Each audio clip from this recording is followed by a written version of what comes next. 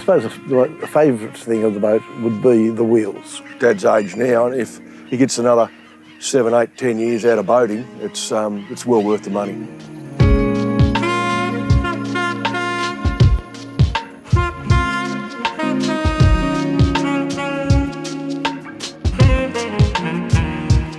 Kent, Raymond, Hateley. So I spent a lot of time on the East Coast and generally just boating and holidaying, wherever. It was a fairly relaxed life for me. Mark Hateley. We own a chemical manufacturing business in Launceston, Tassie. And yeah, live locally in Launceston. First trip to Three Hummock Island. It's a fantastic place. Everyone should come here. Well, we did a tour the first day. We went over and set a few cray pots. Got a few fish. You got a nice snapper jack, so that was quite good. And the boys got some salmon and bits and pieces, some cray bait. And we came in here. We did a bit of a lap, toured up into Mosquito Sound, and that was quite an amazing little area. It's a beautiful place. And we came in here and we sort of drove the boat up and parked up and noticed this place, and yeah, it's fantastic. Great job. Then yesterday, weather was a little bit more inviting, so we went out and the boys had a dive. We went out and had a fish. We got some nice flathead, really nice snapper and a nice gummy shark, a 5 and a bit foot gummy shark. And we all came back in and had a bit of lunch and parked up in this little bay and then did a lap around the island and back home.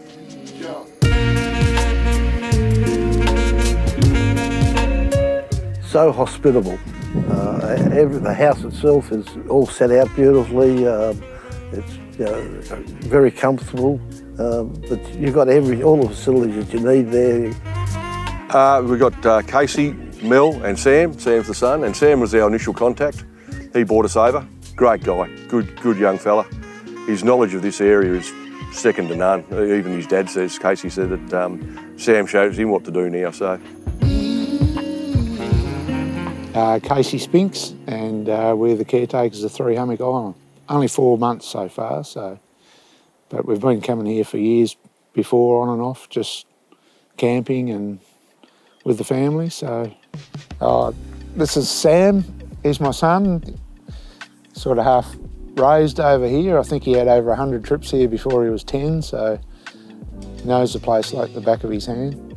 Three Hummock's a little island on the northwest tip of Tassie. It's about 50 kilometres from the mainland, and it's 73 square kilometres in area. It's got a bit of everything here. There's sand dunes, beautiful beaches, secluded little bays. There's 3 small mountains called the hummocks. There's rainforests, there's waterholes, small creeks. It's just got a bit of everything. It's just beautiful. Plus we love fishing, so it's a great spot for fishing, and there's a place around this island in any weather, so if the wind's blowing from one direction, you go to the opposite side of the island. There's no other place like it around here, so we just love it. Pretty remote spot. It's hard to get here, and it's always a problem by boat. We've got some friends on a neighbouring island, Robbins Island, that 30 odd years ago, the owner had a dream. His name was Gene Hammond. He was an American, and he had a dream of being able to drive a boat across the channel and up into his house on the island. He bought a 26-foot locally built tri-hull, a fiberglass boat, and his dream was to fit wheels to it. It was going to be powered by a V8 engine and a propeller like a blowboat. So fast forward 30 years, and now we've got the new StabiX in the same area, easily been able to walk up that rock face today and park outside the homestead, so it's quite amazing to see. Over my lifetime, I know I've had about 10 boats. These Stabies, this is the 4th one I've had. Just can't fault them. Unbelievable boats. But generally, aluminium suited me down to the ground. The maintenance so low, you don't really do a lot of damage if you run them aground or hit a rock or something like that. I haven't sunk any here. StabiX 250, yeah. And I said to Paul, well, what do I need to power it? And he said, what are you using at present? And I told him, and he said, I'd put a 300 on that then because you got a little bit more weight. And as it turned out, it's very, very good. Well, we've got Garmin electronics package, cray hauler, which is a Lone Star cray hauler. Good system. Down the back of it, it's where your nearest system works from. Really, it's just a basic fishing boat, to be honest with you. There's not a lot of bells and whistles in there. That's the way Dad wanted it. So sort of open plan inside, a couple of seats, and that's really about it. I've had quite a few painted boats, and there's not one that hasn't blistered after a while in the salt water. So it was an easy choice, no paint. All under the seats up the front's all storage. Side pockets all around the place. It carries a lot of gear. Under the seats there's a couple of hatches. The back of the boat's got 2 drawers above the Anura system, and that's for fishing tackle and bits and pieces like that. So then you've got your bait board on top of that. It's where your motor sort of juts out, where your Briggs and Stratton for your Anura system. You're taking up a little bit of deck space there, but it's not too bad. The ride's very, very similar to a normal Stabicraft. Bit softer, I think. Yeah, because it's got a little fair bit of weight in it. So yeah, it helps the ride. Yeah, not a lot of slap in it, that's for sure. It's been really thought out very well because you can get to everything very easy. You can service it all very easy. So it's been well designed from that point of view. 300 litres. I would have preferred it to be 500 now. How often do I use it? It's another thing too. This trip's a fairly extended trip, distance-wise and everything.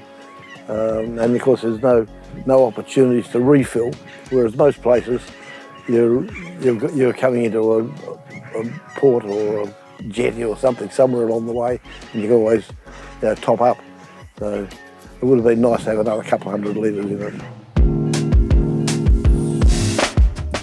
The boat itself handles wonderfully.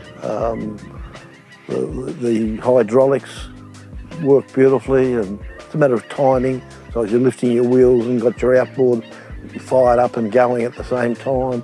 So it really is just experience.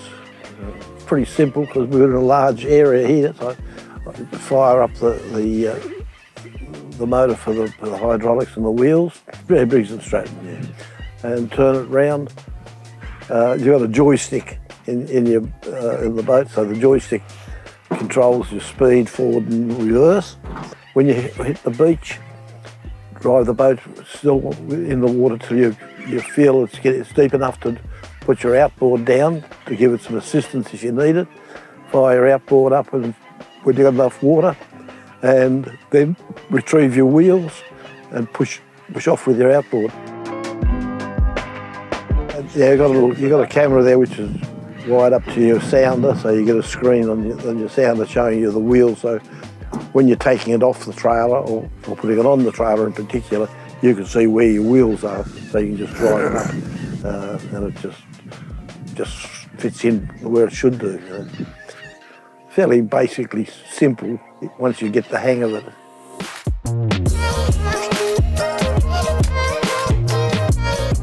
The decision was made from my point of view that I'm 77, and I figured that with the 2400, I'd only have another couple of years being able to handle it.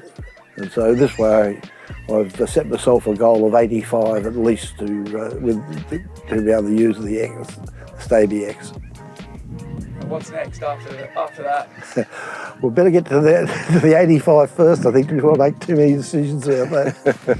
Particularly if you ask my wife and the doctor.